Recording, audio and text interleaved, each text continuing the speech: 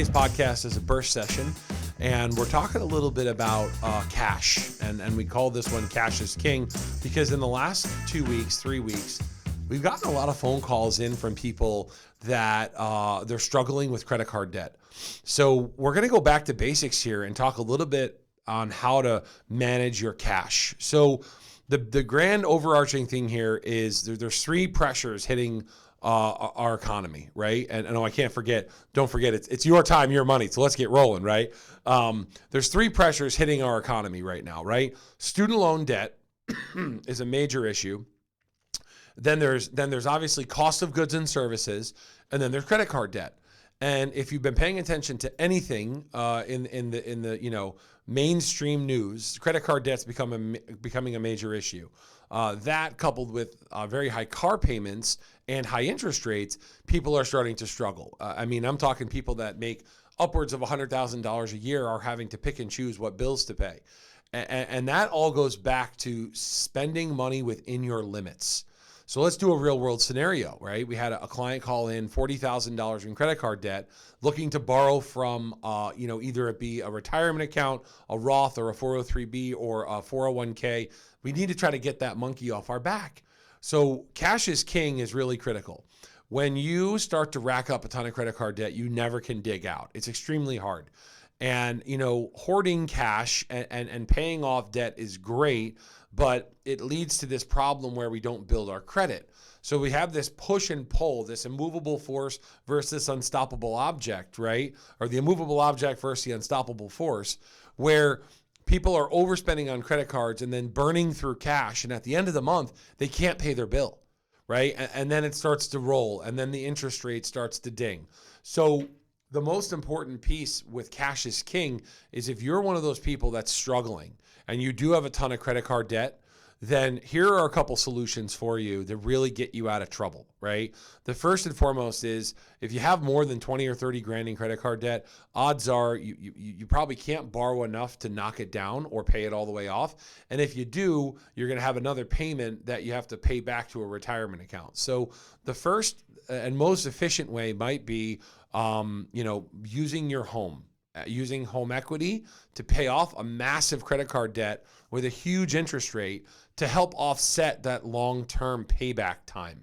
So if I do have a $40,000 credit card bill and I have a good amount of equity built up in my home, it might behoove me to take a home equity line of credit, pay off that credit card, cut up the credit cards, and then start to live cash only. And cash is king, right? What do I mean by that? When you make this move to pay off these big credit cards with either a home equity line of credit or borrowing against a retirement account, you put yourself in a position where you can't be wrong. And it's tough when you can't be wrong because things happen. People get injured, water heaters blow up, furnaces blow up. We got to be thoughtful of the things we can't control. So if we start with a home equity line of credit to pay off a credit card debt and we cut up the credit cards, now we know, well, we have our mortgage payment and we have our car payment and we have our home equity line of credit payment, right? These are all things we pay with a check. The reason if you're a person that's struggling with credit cards, the reason I say cut them up is that once you cut them up, all those subscription services go away, right? And the majority of people have what on their credit cards? Subscription services, whether it be to a gym, to a channel on TV, whether it be Roku or Cinemax or HBO, right? These things add up and they ding you, and all of a sudden you can't catch up. So cash is king is all about budgeting and knowing what your outflows are when it comes to your groceries and your payments and whatever things you have that you have to pay that are coming out of your bank account, and what your inflows are. And at the end of the day, if your outflows are $4,000 and your inflows are $5,000, well, cash is king says that I can have $1,000, right? And this is why cash is important. Is I can take that $1,000 and I have it in my pocket, and I can't online shop with $1,000. I'm forced to go where? Where do I have to go? I have to go to the store. I have to physically go there, which, yes, I know it's annoying and it's out of the way, but it forces me into a better habit where if I can shop off my couch or off my back porch, it makes life a little easier, but it also makes my job harder as an advisor to pay myself back, right? If I burn up all this credit card debt, I never have the chance to get to cash is king. So live in a world where we pay off the credit card debt, we have everything completed, and now we go to cash is king. Now I have an opportunity where I can take my cash and now start to spend it on things that I go and buy, whether it be gas or groceries.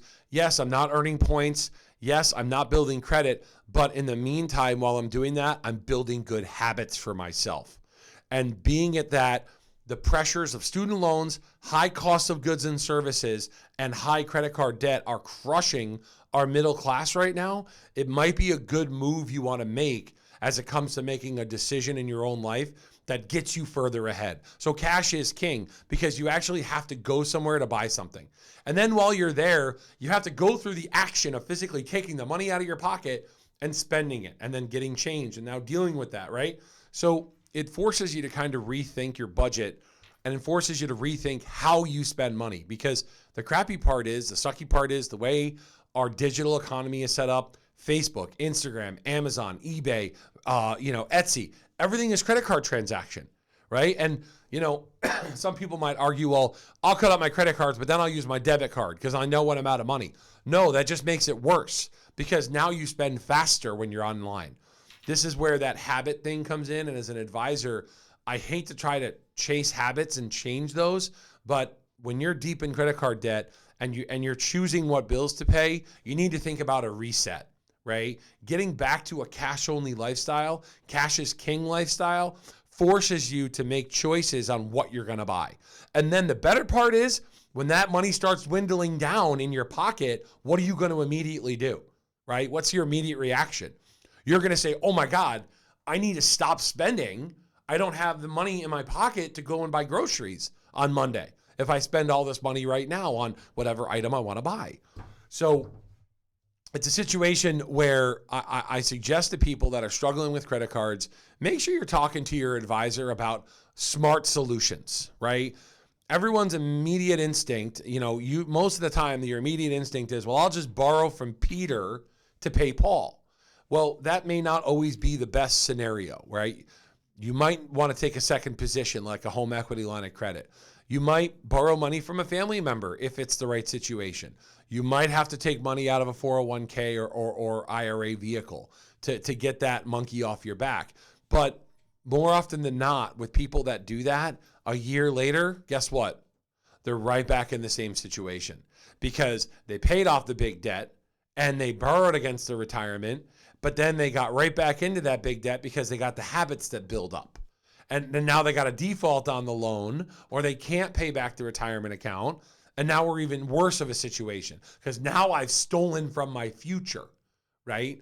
So the process is simple. When you look at your budget spreadsheet, if you don't have one, Google Sheets is a great method, right? If you're terrible at Google Sheets, there's a lot of applications on your phone that you could download that help manage your budget, right?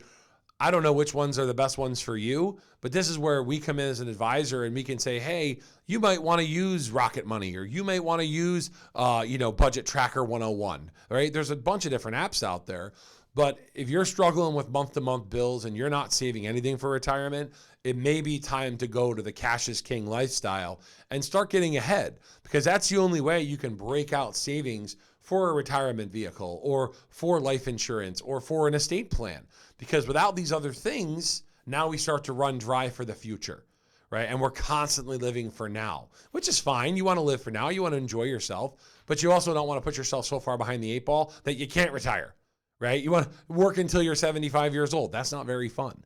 So my thought process behind this, guys, is really just one about truth. Getting so many phone calls from people that are struggling with credit card debt makes me realize cash is king is a critical lifestyle, and it's a hard choice to make. But if you want to make it, I'll walk you through it. I'll talk about it with you. I help build good habits with you. It's not going to be easy, right? It's just like having a great lifestyle for how you eat or how you work out. It's an everyday decision, but we'll help you with it. Again, Burst Session today. I'm so happy that you could join us. Don't forget to subscribe to our podcast, share with your friends. We hope you like what we talk about. Please feel free to email us in. Again, rebranding Iron Tree Financial. You can find us at irontreefinancial.com. You can also find us at yourtimeyourmoney.net. We're located at 43 British American Boulevard, Latham, New York, 12110. You can also get a hold of us, 844-444-YTYM. Matt Byers is always ready and available to pick up your calls, and we're so happy that you're part of our family here at Iron Tree Financial. We're just excited to get to the next chapter. Again, it's your time and your money.